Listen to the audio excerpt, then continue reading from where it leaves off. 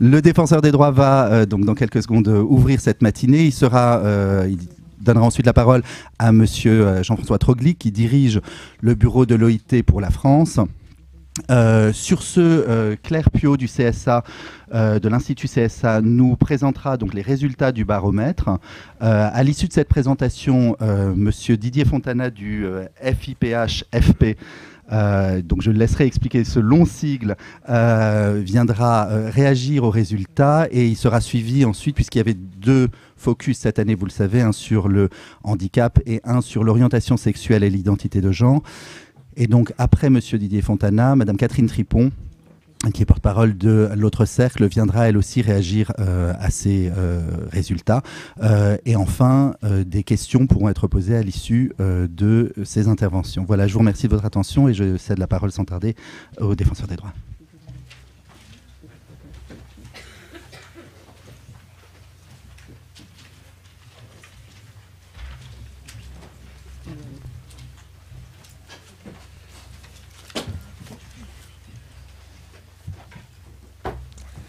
Et mesdames, messieurs, je vous remercie d'être venus assister ce matin à la restitution des résultats du 5e baromètre sur la perception des discriminations au travail, élaboré en relation avec l'OIT. Alors que notre monde donne le sentiment d'être plus difficile que jamais, éprouvé par la crise financière, alors que l'Europe affronte depuis plusieurs mois une crise financière extrêmement grave, alors que l'emploi demeure dans ce contexte difficile plus que jamais au quotidien la préoccupation principale des Français, il est évident que dans ce contexte, la publication de ce sondage revêt une acuité toute particulière. Je voudrais remercier l'équipe de l'OIT. Ils sont nos partenaires depuis 5 ans pour mener à bien ce travail. Remercier évidemment tout particulièrement Jean-François Trogli qui dirige le bureau de l'OIT pour la France. Je salue également Didier Fontana pour la présidence et l'action qu'il mène à la tête du Fonds pour l'insertion des personnes handicapées dans la fonction publique, et puis Catherine Tripon qui est ici, la porte-parole de l'association L'Autre Cercle. Et tous les trois vont s'exprimer devant vous dans quelques instants pour vous faire part de leurs témoignages et des conclusions qu'ils tirent de cette étude. La question de la discrimination dans l'emploi s'inscrit au cœur des compétences du défenseur des droits qui a repris au mois de juin dernier l'ensemble des compétences et des missions de la HALD. Et évidemment, le constat que faisait la HALD, le défenseur des droits le fait aujourd'hui. La moitié des plaintes que nous recevons pour discrimination portent sur la question de l'emploi. Dans 87% des cas, dans le déroulement de carrière, et dans 13% des cas, sur l'accès à l'emploi. Pour l'ensemble de l'année 2011, nous avons reçu au total 1266 réclamations. La HALD les a enregistrées durant le premier semestre, le défenseur des droits sur le second semestre.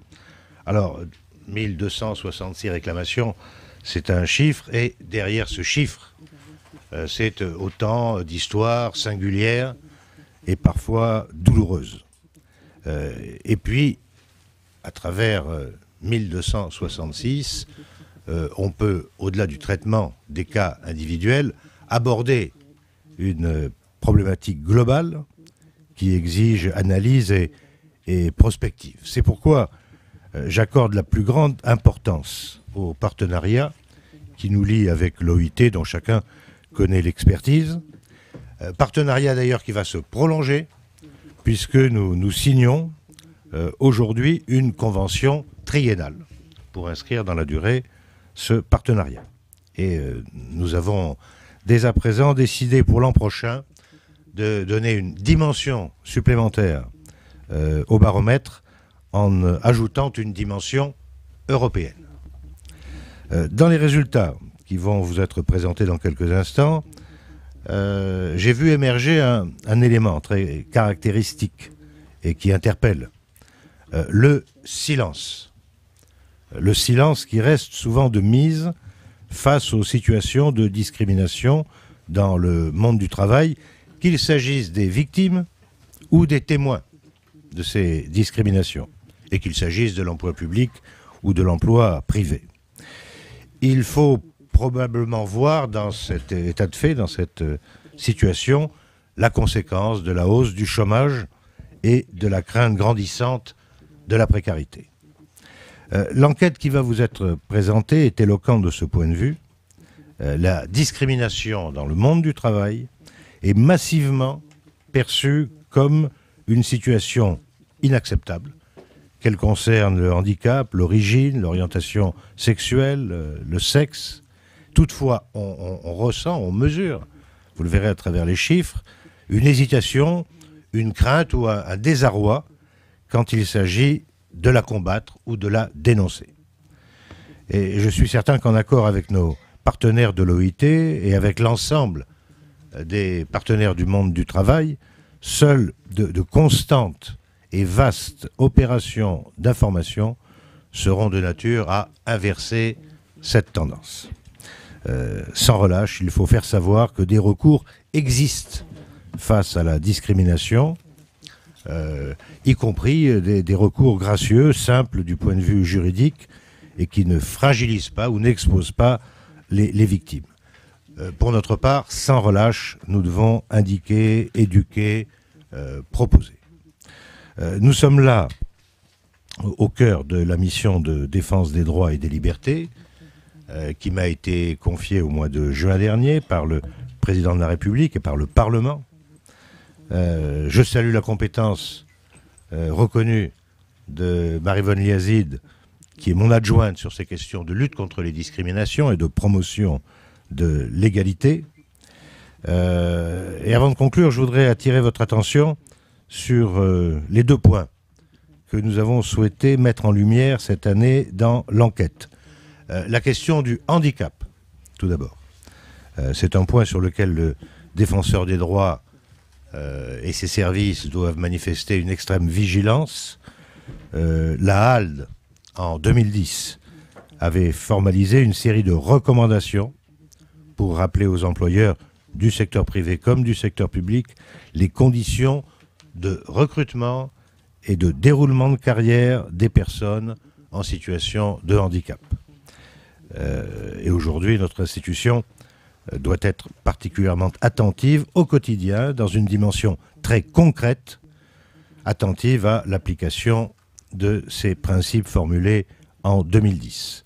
Et un groupe de travail au sein du Défenseur des droits a d'ailleurs été constitué à cet effet.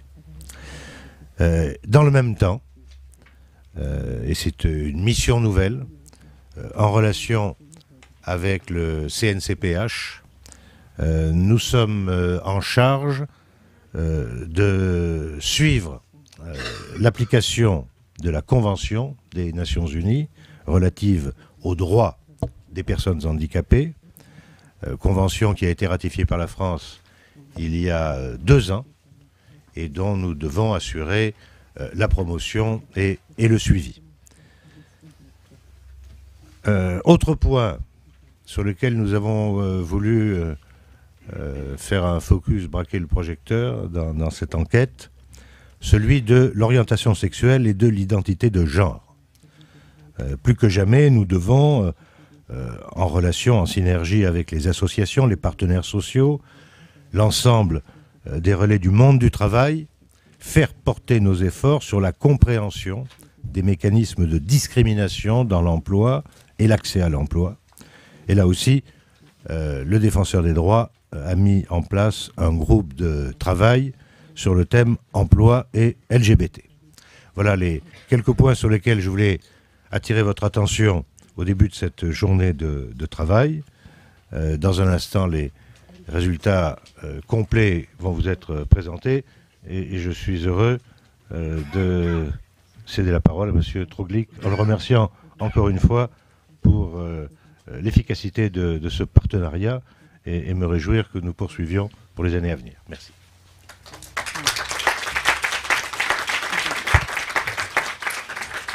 Bien, merci Monsieur Baudis pour cette présentation qui a refait à la fois largement l'historique de nos relations, nouvelles avec le défenseur des droits, mais anciennes avec la HALDE, puisqu'elle remonte à 2008. La première convention a été signée en 2008. Et je voudrais dire que dans notre idée, lorsque nous avons fait cette proposition à la HALDE à l'époque, l'idée était de faire en sorte que les droits fondamentaux tels qu'énoncés par le BIT, qui concernent la liberté syndicale, l'interdiction du travail forcé, l'interdiction du travail des enfants, mais aussi la lutte contre toute forme de discrimination, notre souci était de faire en sorte que ce thème des discriminations, on avait toujours le sentiment que les pays les plus développés n'étaient pas concernés par ces droits fondamentaux, qu'ils avaient atteint un seuil tel que ça allait. Alors c'est vrai, en matière de travail des enfants, on n'est pas les plus mal placés. Sur le travail forcé, il n'y a pas grand-chose à redire. En matière de liberté syndicale, il y a des problèmes ici et là, mais des problèmes tout à fait normaux. Et on oubliait un peu vite que sur le terrain de l'égalité et sur le terrain des discriminations à l'emploi et dans les professions, il y avait énormément de travail à faire. D'où l'idée de ce baromètre et de sa sophistication aujourd'hui. Une sophistication qui répond aussi aux soucis du BIT. Il faut être conscient que les discriminations au départ, dans les listes qui étaient présentées au moment de l'élaboration des conventions, en particulier en 1958, ces listes comprenaient évidemment le problème du sexe, l'égalité, etc., comprenaient les mœurs, comprenaient l'orientation politique ou syndicale, la religion, mais on a au fil du temps vu que la discrimination s'instiller sur d'autres créneaux. Et j'allais dire, le faisceau braqué sur les discriminations a permis de traiter de manière beaucoup plus efficace les questions nouvelles, telles que l'apparence physique, l'orientation sexuelle, toutes les questions du handicap. Et je me félicite qu'aujourd'hui, nous ayons pu, dans ce baromètre, traiter deux problèmes spécifiques qui correspondent bien à cet élargissement du champ sur lequel nous intervenons. Alors, moi je suis aussi très satisfait de ce sondage et des résultats qu'il nous donne. J'ai remarqué moi aussi que le chiffre de gens qui se disent discriminés restait à un étiage très élevé, un salarié sur 4, c'est beaucoup. J'ai aussi remarqué le silence dont vous faisiez état et donc la difficulté à dire la discrimination pour toutes sortes de raisons qui doivent tenir sans doute pour une part à la situation de l'emploi, mais aussi pour une part à la façon dont les entreprises sont managées et à la façon dont les salariés dans les entreprises ont la capacité ou pas d'avoir accès à une parole sécurisée, ce qui est très important. Dire est quelque chose. Dire sans se faire sanctionner plus est quelque chose qui préoccupe très très largement les salariés. Nous l'avons vu dans le sondage. Sur un certain nombre de points, il y a un élément rassurant. C'est que le travail reste un moment de la vie où l'acceptation de l'autre apparaît de meilleure qualité que dans le reste de la société. Il y a sur une série de questions des réactions des salariés qui sont à des chiffres très très importants d'acceptation, de forme, de handicap, d'orientation, etc. Et visiblement, il y a là-dessus, c'est mon sentiment en tout cas, beaucoup moins de problèmes que ce qu'on en lit souvent dans la presse à propos de faits qui se déroulent dans le reste de la société. Donc l'entreprise reste finalement, et ça pour le BIT c'est très important, un lieu de réalisation de soi. Le travail confère une valeur d'acceptation des autres que ne confère pas forcément d'autres situations de la vie sociale. Ce sera encore à vérifier, mais c'est en tout cas un indice qui est très intéressant. Enfin, vu du BIT, il est très important que les éléments du dialogue social, ses constituants, les partenaires sociaux, mais aussi le dialogue social en tant que tel, soient cités par les salariés comme un des moyens les plus efficients de résoudre ces questions. Pourquoi, je pense ? Parce que qui dit dialogue social dit transparence.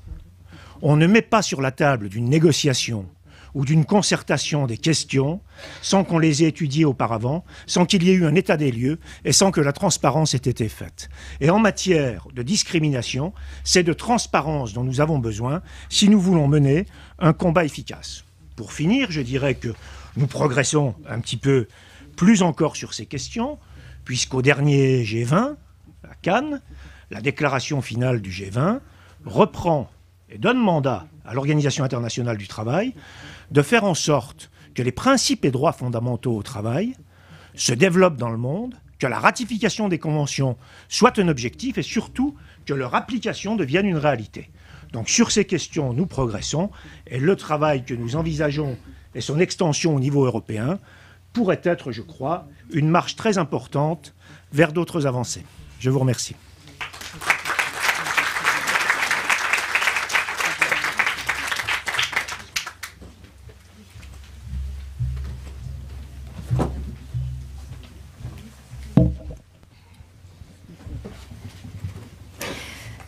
Donc, je vais vous présenter les résultats de ce 5e baromètre défenseur des droits OIT sur le ressenti des discriminations au travail.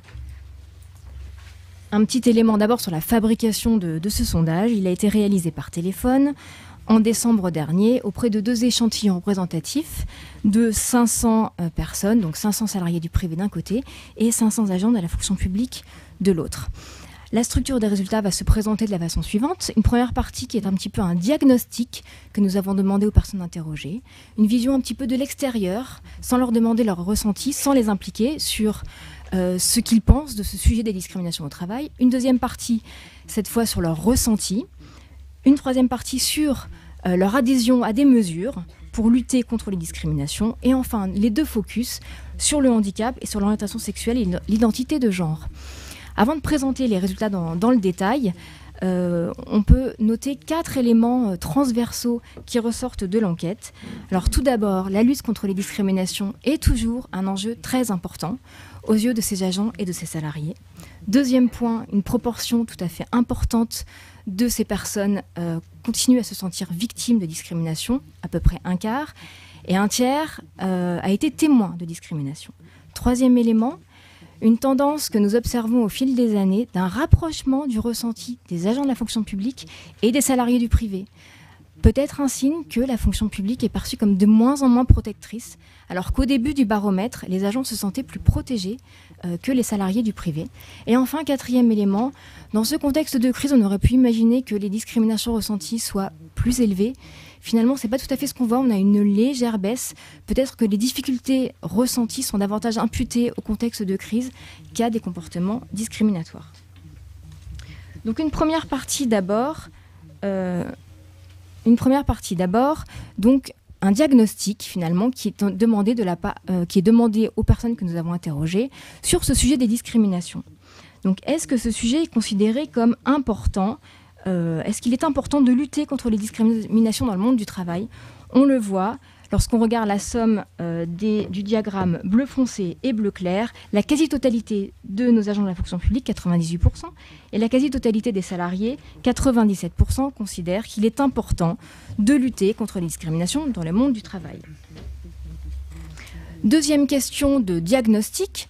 Quelles sont les personnes qui, aux yeux des personnes interrogées, sont le plus souvent victimes de ces discriminations ? Pour essayer d'aborder cette question, nous leur avons demandé si, à compétences égales, et pour des personnes aptes à l'exercice des fonctions qui leur seraient confiées, pensez-vous que c'est plutôt un avantage, plutôt un inconvénient, ou ni l'un ni l'autre, pour entrer dans un établissement, dans votre établissement ou dans votre entreprise, d'avoir chacune des caractéristiques suivantes. Donc la hiérarchie est sur le sentiment qu'il s'agit d'un inconvénient, donc sur la barre jaune. Donc on le voit, la hiérarchie est assez nette. Le premier inconvénient perçu, c'est d'être issu de la communauté des gens du voyage, puis d'être une personne handicapée, d'être atteint d'une maladie chronique. Puis 2 éléments que nous avons insérés dans le baromètre qui sont nouveaux cette année, d'être une personne trans, d'être de nationalité étrangère. C'est un inconvénient qui est encore plus mis en avant par les agents de la fonction publique. Et enfin, d'être âgé de plus de 45 ans. Alors on le voit avec les petites flèches rouges vers le bas, on a une légère baisse du sentiment que ces personnes pourraient être victimes de discrimination. Nous l'avons dit en introduction, le contexte de crise qui n'y est certainement pas étranger. Et donc la suite de la question, on le voit, ces différents éléments viennent devant les autres éléments qui sont donc une personne séropositive ou atteinte du sida, être à la tête d'une famille monoparentale, être syndiqué, qui est même perçu comme un avantage, on le voit en bleu, notamment pour 20% des agents de la fonction publique. Puis les autres caractéristiques sont moins perçues comme pouvant être victimes de discrimination. Un homme homosexuel, être français d'origine étrangère, être une femme lesbienne, une femme, être âgé entre 25 et 45 ans ou être originaire des DOM. Nous avons posé une autre question pour essayer d'approcher cette définition de la victime potentielle de discrimination. Donc la question précédente était une question vue de l'extérieur. Quelles sont les victimes de discrimination? Finalement, c'est une question qui relaie un petit peu ce que l'on comprend du débat public. Ici, une question où on implique davantage les personnes interrogées. Elles-mêmes, est-ce qu'elles seraient à l'aise ou pas de travailler aux côtés de collaborateurs ayant différents types de caractéristiques?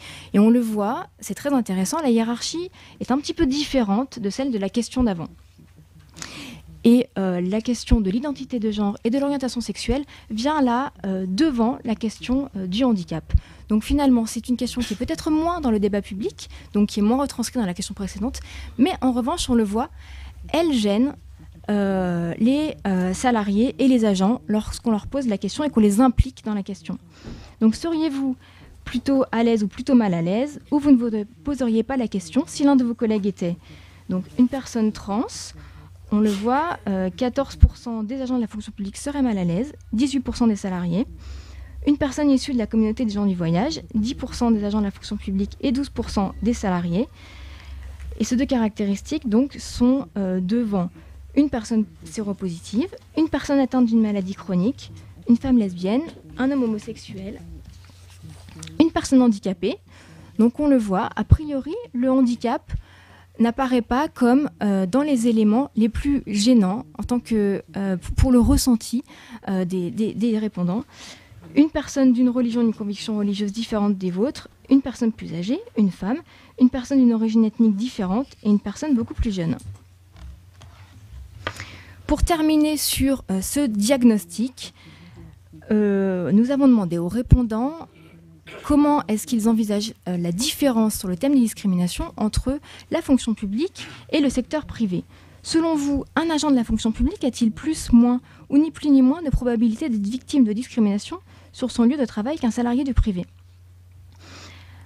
Les agents de la fonction publique sont 11% à répondre plus, 35% à répondre moins et 52% ni plus ni moins. Donc un tiers des agents de la fonction publique a le sentiment d'être plus protégés que les salariés du privé. Mais les salariés du privé ne partagent pas cet avis. 25% ont même le sentiment que la fonction publique pourrait être plus discriminatoire. Alors là, ce qui est tout à fait intéressant, c'est que les agents de la fonction publique continuent, dans une certaine mesure, à avoir le sentiment d'être plus protégés que les salariés du privé. Mais quand on regarde les résultats sur leur sentiment d'être victime ou pas, ou d'être témoin ou pas, on voit qu'en fait, le ressenti des agents et des salariés a tendance à se rapprocher. Une deuxième partie maintenant, donc sur non plus une sorte de diagnostic à froid, mais le ressenti des répondants à l'égard des discriminations. Alors tout d'abord, est-ce qu'ils ont le sentiment d'avoir été victimes de discrimination dans le cadre de leur activité professionnelle? Alors dans le questionnaire, il y avait toute une série de situations de travail qui étaient proposées. Et ici, nous avons donc calculé un indice global. Et il en ressort que cette année, donc 28% des salariés du privé et 26% des agents de la fonction publique ont le sentiment d'avoir déjà été victimes de discrimination dans le cadre de leurs activités professionnelles. Donc on le voit, une légère baisse depuis la vague précédente, mais une proportion qui reste tout à fait élevée, plus d'1 sur 4.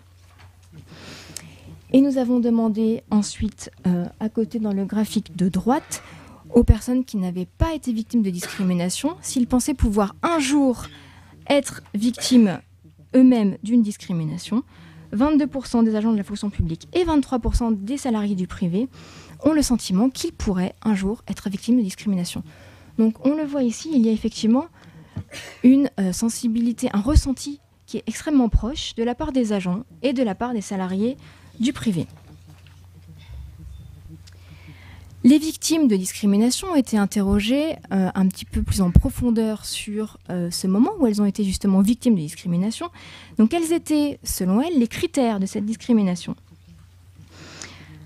Alors pour les salariés du privé, ce sont les barres orange. On le voit, les principaux critères qui ont été cités, ce sont l'âge, devant la grossesse, la maternité, le sexe, l'apparence physique, et ça devant l'origine ethnique. Alors c'est une hiérarchie qui est tout à fait nouvelle, puisque l'année dernière, nous avions l'origine ethnique qui était citée comme principal critère.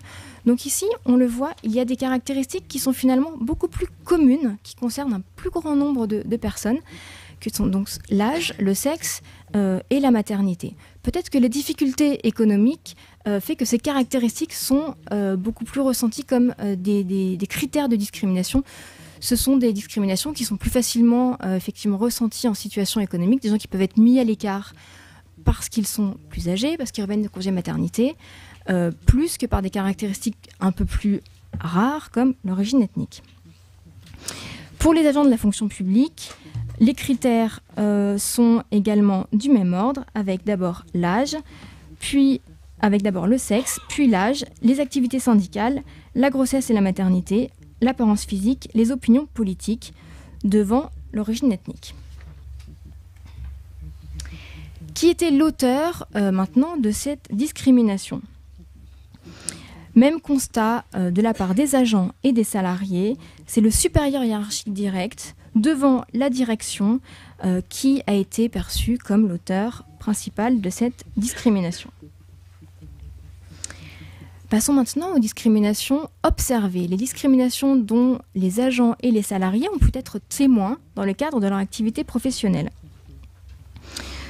Donc cette année, 38% des salariés du privé et 34% des agents de la fonction publique ont le sentiment d'avoir été témoins de discrimination dans le cadre de leur activité professionnelle. Donc également une petite baisse par rapport à l'année précédente, mais une proportion qui est tout à fait élevée. Plus d'un tiers des agents et des salariés ont le sentiment d'avoir observé une discrimination. Quels étaient, selon les répondants, les critères de cette discrimination observée ? Pour les salariés du privé, c'est l'origine ethnique qui continue à être le critère des discriminations observées.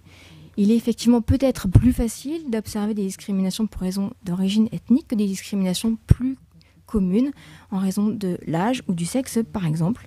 Donc c'est l'origine ethnique devant la grossesse, la maternité, l'âge, les activités syndicales, l'apparence physique et le sexe pour les salariés du privé.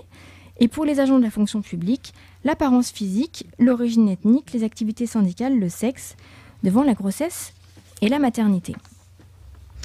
Quel était, selon les répondants, l'auteur de cette discrimination observée ? Comme pour les victimes, ce sont le supérieur hiérarchique et la direction qui sont cités comme principaux auteurs de ces discriminations. Quelles ont été maintenant les réactions de ces victimes et de ces témoins de discrimination ? Eh bien, effectivement, il est tout à fait frappant, et cette année plus encore que l'année passée, de constater, en particulier pour les salariés du privé, c'est la barre jaune, le poids du silence. 42% des salariés du privé qui ont été victimes ou témoins de discrimination n'ont rien dit. C'est vrai également pour 29% des agents de la fonction publique. Mais eux en ont davantage parlé. Ils en ont parlé d'abord aux représentants du personnel ou à leur direction.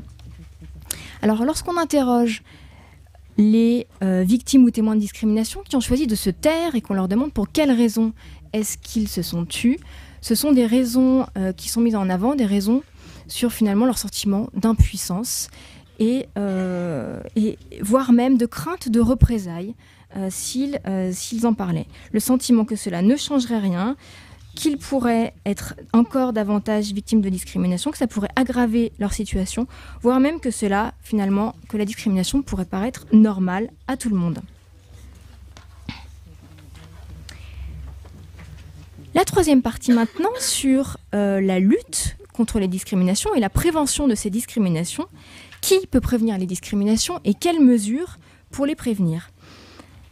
Alors selon vous, les syndicats et représentants du personnel au sein de l'entreprise ou de l'administration seraient-ils efficaces pour vous défendre si une situation de discrimination se présentait ? Donc 75% des agents et 61% des salariés ont le sentiment effectivement que les syndicats représentants du personnel seraient efficaces pour les défendre.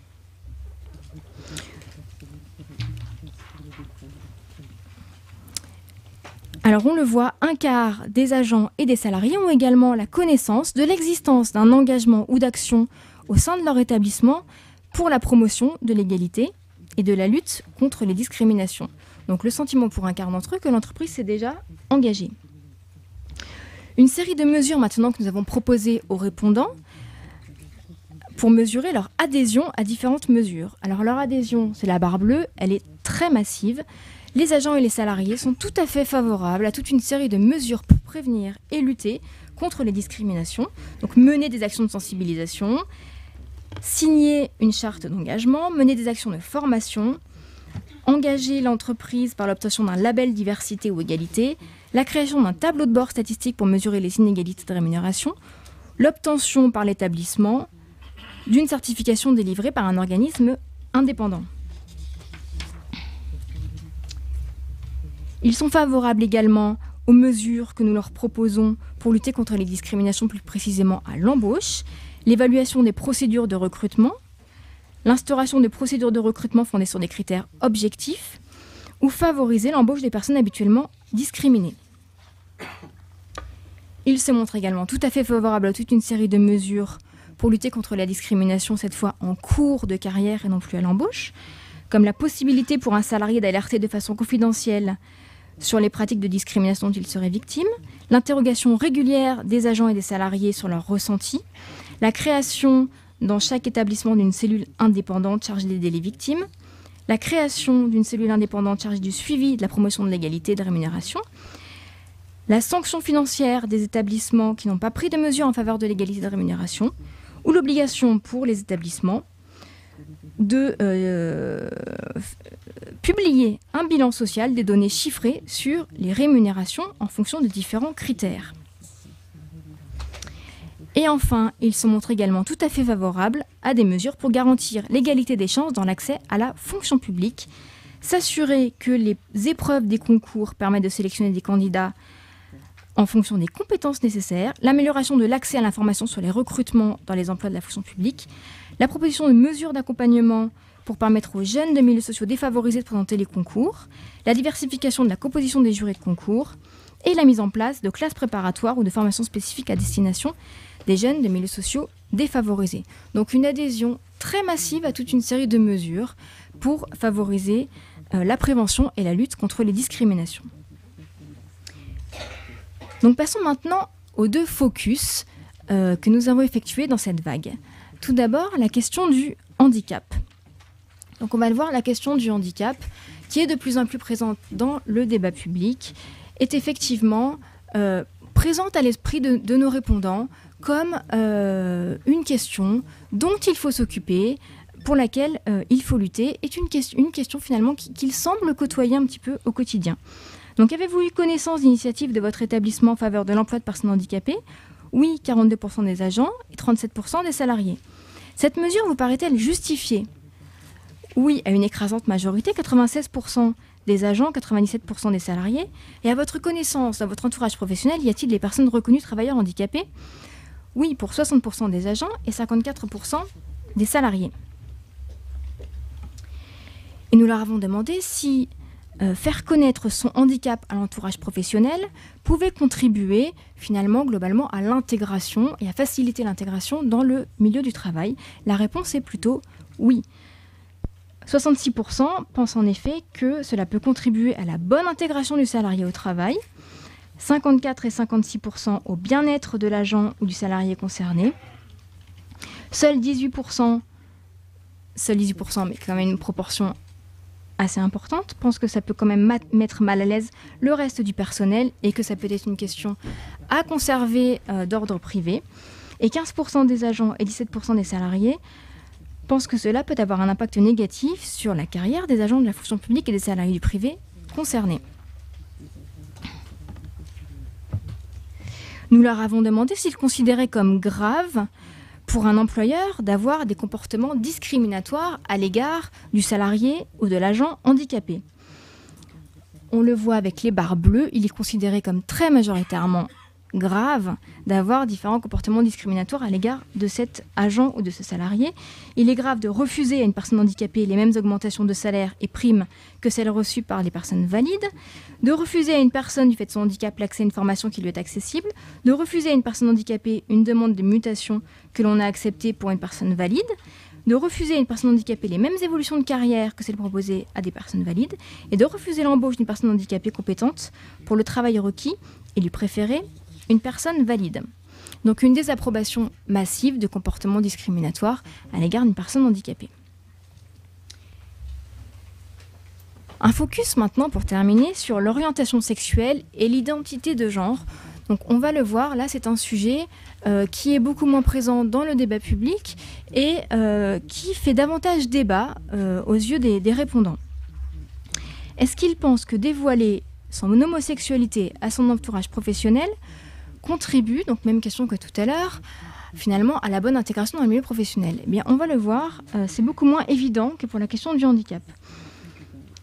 51% des agents de la fonction publique et 46% des salariés pensent que cela peut contribuer à mettre mal à l'aise le reste du personnel et que c'est une question d'ordre privé. 38% des agents et 39% des salariés pensent que cela peut avoir un impact négatif sur la carrière. 36% pensent que cela peut contribuer au bien-être de l'agent ou du salarié, mais 50% et 55% pensent le contraire. Et 32% et 36% pensent que ça peut contribuer à sa bonne intégration au travail, alors que 55% pensent le contraire. À leur connaissance de leur entourage professionnel, y a-t-il des personnes qui ont dévoilé leur homosexualité? Oui, répondent 43% des agents et 35% des salariés.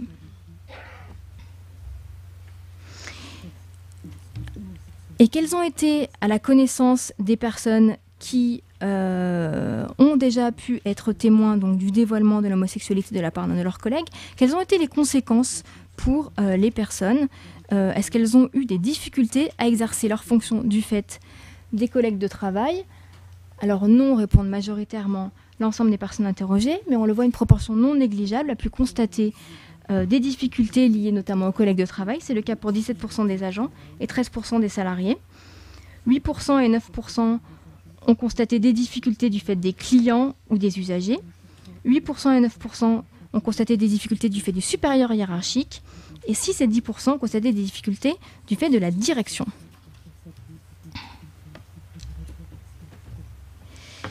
Et dans leur établissement ou dans leur entreprise, les répondants ont-ils remarqué des comportements suivants à l'égard des personnes homosexuelles? Alors 22% des agents et 23% des salariés ont pu constater des attitudes de rejet ou de dénigrement, passant par des rumeurs, des sous-entendus, des allusions ou des moqueries. 18%, 15% ont constaté des propos homophobes, 8% des insultes verbales ou des écrits homophobes. Et une proportion plus faible a pu constater des dégradations de biens matériels, des violences au nom de l'orientation sexuelle, des menaces d'outing.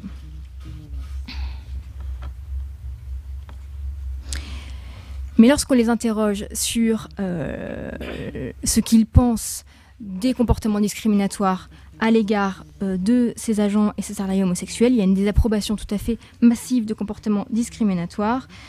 Il est grave, pour une très grande majorité des répondants, d'avoir des attitudes de rejet ou de dénigrement passant par des rumeurs, des entendus ou des allusions ou des moqueries. Il est grave d'avoir des propos homophobes, des insultes verbales, des dégradations de biens matériels, des menaces d'outing ou des violences au nom de l'orientation sexuelle. Donc une désapprobation tout à fait massive de ces comportements discriminatoires.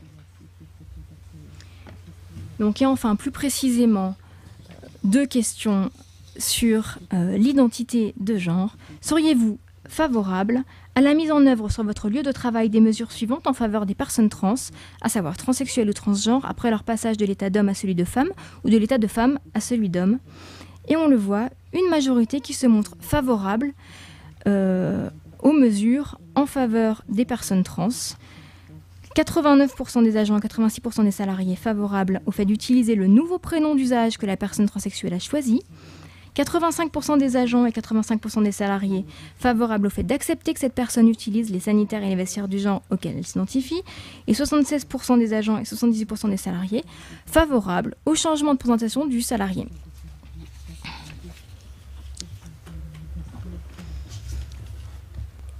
Et enfin, il désapprouve massivement les attitudes discriminatoires que l'on peut avoir à l'égard des personnes trans. Il considère comme grave pour un employeur d'avoir les comportements suivants: de licencier une personne trans après son passage de l'état d'homme à celui de femme ou de l'état de femme à celui d'homme, de les licencier pour faute professionnelle. Il est grave de ne pas accepter qu'il ou elle continue à exercer ses missions. Il est grave de ne pas modifier ses coordonnées ou celles-ci aux endroits où celles-ci apparaissent, comme le répertoire téléphonique, le badge. Il est grave d'insister pour qu'il ou elle se présente selon le sexe qu'il ou elle avait à la naissance. Donc voilà pour les principaux résultats de ce baromètre.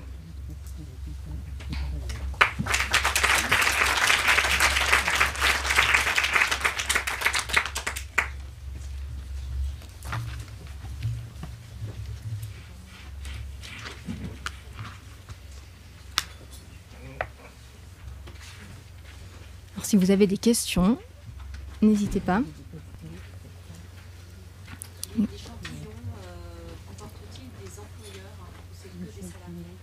Il s'agit uniquement de salariés et d'agents, et il n'y a effectivement pas d'employeurs. Il y a des supérieurs hiérarchiques, mais il n'y a pas de membres de la direction.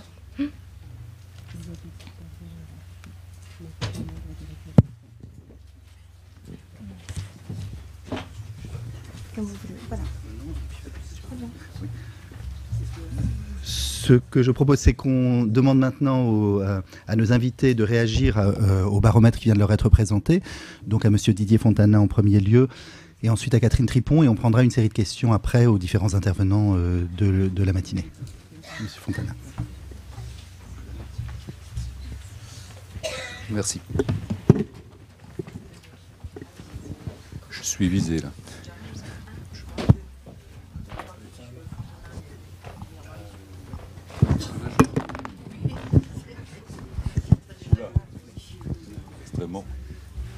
Est-ce qu'en régie, on pourrait éteindre ce qui est affiché à l'écran ?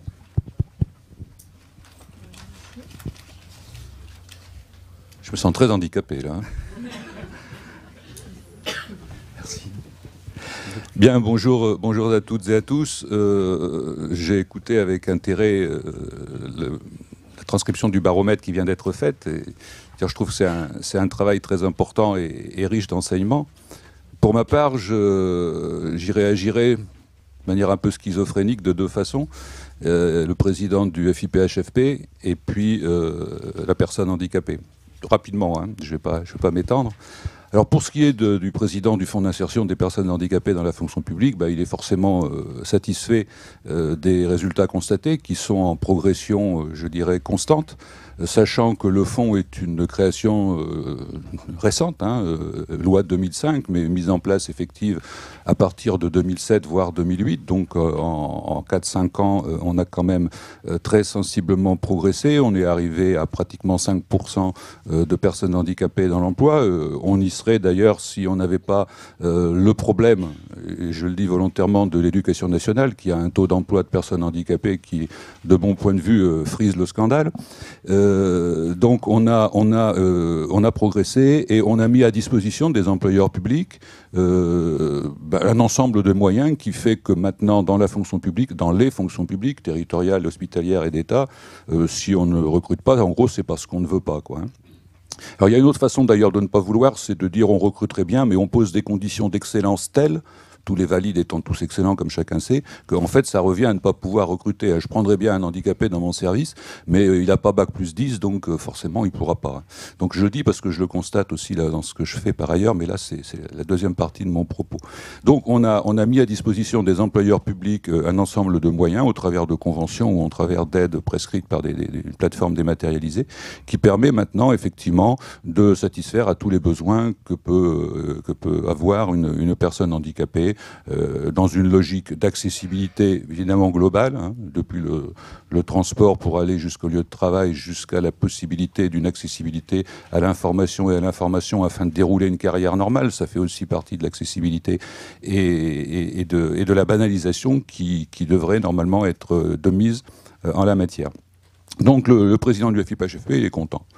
Didier Fontana, fauteuil roulant depuis 39 ans, il est un peu moins, parce que le monde du travail se trouve dans une société. Hein, c'est pas une bulle hors du temps. Et cette société qui est la nôtre, même si elle a beaucoup d'avantages et si c'est de loin une des plus, je dirais, favorisée du point de vue de l'insertion des personnes handicapées, présente encore beaucoup de lacunes. Il y a encore une énorme différence entre ce qu'on peut répondre au téléphone et le comportement que l'on a dans la vraie vie, si j'ose dire. Je suis toujours frappé, ça a eu lieu récemment, d'un sondage qui a lieu tous les ans sur les personnalités préférées des Français. Et c'est génial, on est au pays des bisounours. Parce que les Français, ce qu'ils préfèrent, c'est en gros un noir, deux noirs maintenant avec Omar Sy, une personne de petite taille, un arabe, un juif. Enfin vraiment, quand on prend les 10 premiers, on a vraiment envie d'applaudir. Je me dis que la transposition de ce sondage dans la réalité est peut-être un petit peu difficile. Donc je pense qu'il a été question de silence, je l'ai bien noté.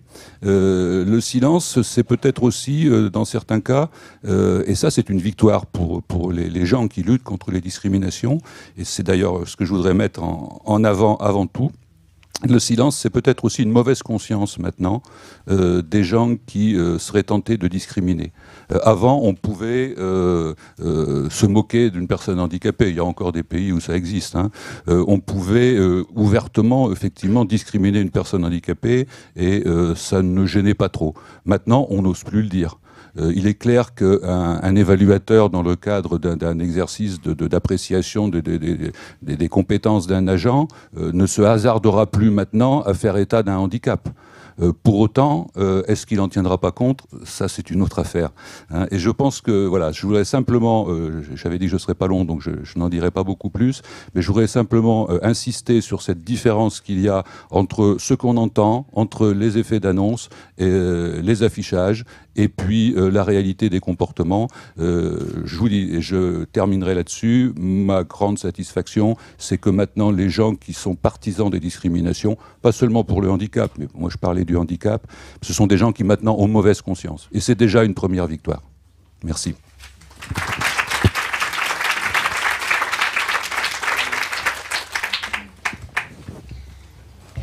Je n'ai rien à retrancher, rien à ajouter à ce qu'a dit M. Fontana. Je suis parfaitement d'accord, et pas simplement sur les questions de handicap, qui est un sujet qui m'interpelle beaucoup depuis quelques années dans ma vie professionnelle. Alors moi, ça va être... Alors je suis un peu comme M. Fontana, j'ai une casquette associative, l'autre cercle bien sûr, mais également l'inter-LGBT, et puis les amis du collectif Homo Boulot qui sont dans la salle. Et puis je suis également homosexuel, donc j'ai la dualité de ce que je suis aujourd'hui. Je voudrais d'abord remercier les défenseurs des droits, parce que c'est la première fois que réellement on aborde le sujet de l'entente sexuelle et de l'identité de genre. Et d'entendre aujourd'hui parler plusieurs fois d'un homme qui devient femme, d'une femme qui devient homme, ce sont des mots qu'on n'a jamais entendus dans le cadre effectivement d'un colloque ou d'un débat organisé par une institution avec tout ce qui convient des personnes qualifiées. On en parlait bien sûr dans nos colloques à nous, associatifs, mais jamais à ce point-là.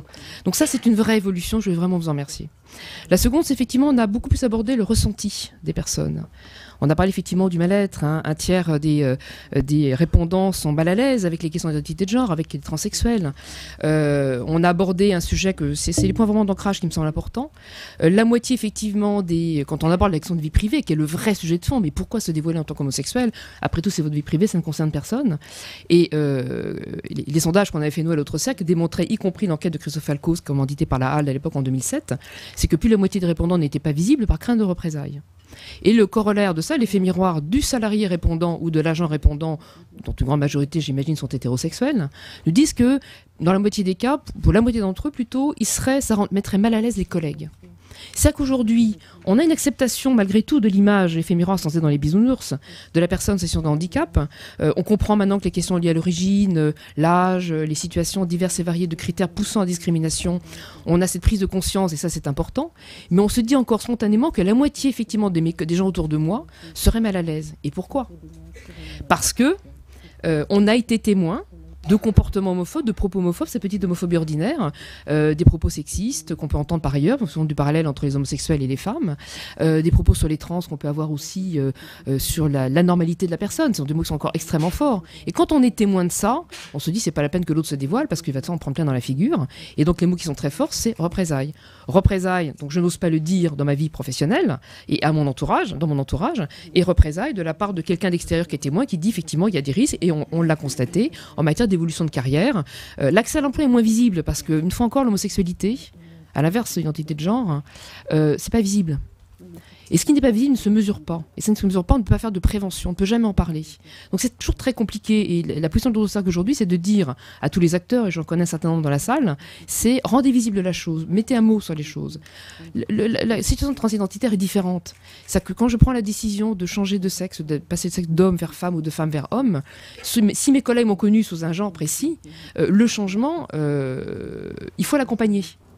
Et je suis plutôt satisfaite de voir que dans la grande majorité, on est plus de 80%, ce sont des résultats à la mexicaine, comme on dit, c'est que tout le monde est d'accord pour dire qu'il faut accompagner la personne, son prénom, etc. Et même si un tiers d'entre eux disent qu'ils sont mal à l'aise, pour autant, ils font la différence entre leur ressenti et le fait que pour des questions d'égalité de traitement, il n'y a pas de raison de... Donc ça, ce sont des points qui me paraissent importants. Il y a d'autres points qui ont été soulignés par M. Trolli tout à l'heure sur l'accès à la parole sécurisée. Ça, c'est un vrai enjeu. C'est qu'aujourd'hui, l'enseignement était très fort, c'est pour ça que je ne commande pas les chiffres directement, ils ont été très bien faits par la représentante du CSA, mais traditionnellement, la discrimination, c'est d'abord par la hiérarchie, N+1 ou N+2, et ensuite par les collègues. Et là, sur le critère de l'orientation sexuelle et d'identité de genre, c'est d'abord par les collègues, et ensuite par la hiérarchie. Et pourtant, a priori, c'est plus compliqué quand c'est la hiérarchie. Parce que quand la hiérarchie se permet d'un comportement discriminatoire, c'est qu'elle est couverte par la direction. Donc c'est plus compliqué de taper dessus. Quand effectivement les collègues, on se dit, je monte au-dessus, j'en parle à mon chef, j'en parle à la RH quand il y a une RH. C'est déjà plus commode, ou j'en parle à mon patron quand c'est une PME, que vous avez un accès direct. Donc on se dit qu'en théorie, ça va être plus facile à régler, pourtant non. La grande majorité se taise, et c'est le point effectivement qui me navre beaucoup, c'est que la très très grosse majorité des gens qui ne disent rien, ils se taisent parce que ça sert à rien, il se passera rien. Et c'est ce défaitisme-là qu'il faut effectivement lever. Donc ça implique deux choses. Premièrement, que dans la mesure du possible, dans les organisations, en tout cas celles qui vont vers des certifications, vers des labels, y compris des PME, le label, je rappelle, n'est pas réservé qu'aux grandes boîtes du CAC 40, mais également pour la fonction publique, donc ça me fait tout à fait écho sur la perception qu'on a aujourd'hui dans la fonction publique, mais c'est qu'on mette en place des cellules d'alerte, des procédures d'alerte, qui permettent réellement de libérer la parole et permettre à quelqu'un qui ne peut pas passer par son circuit traditionnel, son supérieur hiérarchique, sa direction qui est censée être responsable de son intégrité et sa protection morale et physique, qui ne peut pas passer par ce que j'appelle le service de sécurité, le courroie de sécurité du salarié qui sont les représentants du personnel, ou le médecin du travail. Très souvent, le médecin du travail n'a pas cette sensibilité-là non plus. Ils n'ont pas été sensibilisés à ça. Donc ces points-là, effectivement, le seul moyen de le lever, c'est un vrai travail d'alerte dans le cadre de grandes organisations. Le deuxième point qui me paraît important, c'est le travail effectivement de sensibilisation et de formation.